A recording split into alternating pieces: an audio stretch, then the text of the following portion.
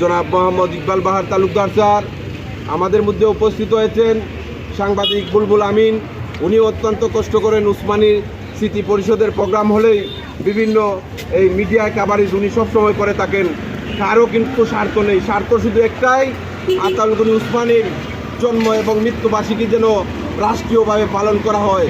আমরা বর্তমান প্রধানমন্ত্রী যিনি হয়েছেন, আমরা জননেতা জনাব তারেক রহমানের কাছে আমাদের একটাই দাবি, আমরা চাই এই মহান মানুষকে, উনি যেহেতু আপনার শ্বশুর, এই মহান মানুষকে ওনার জন্ম এবং মৃত্যুবার্ষিকী যেন রাষ্ট্রীয়ভাবে পালন করা হয়।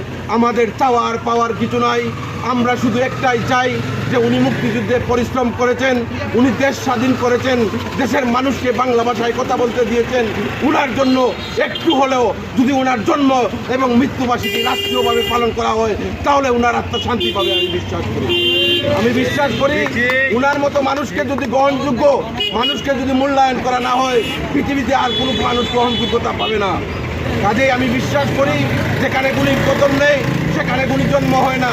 আমরা বিশ্বাস করি এই সরকার মুক্তিযোদ্ধাদেরকে মূল্যায়ন করবে এবং মুক্তিযুদ্ধের সর্বদিনায়ক জননেতা জনাব আতাউল গনি উসমানীকে জাতির সামনে তুলে ধরবে, সেই আশা আমরা প্রত্যাশা এবং রাখি। সম্মানিত উপস্থিতি,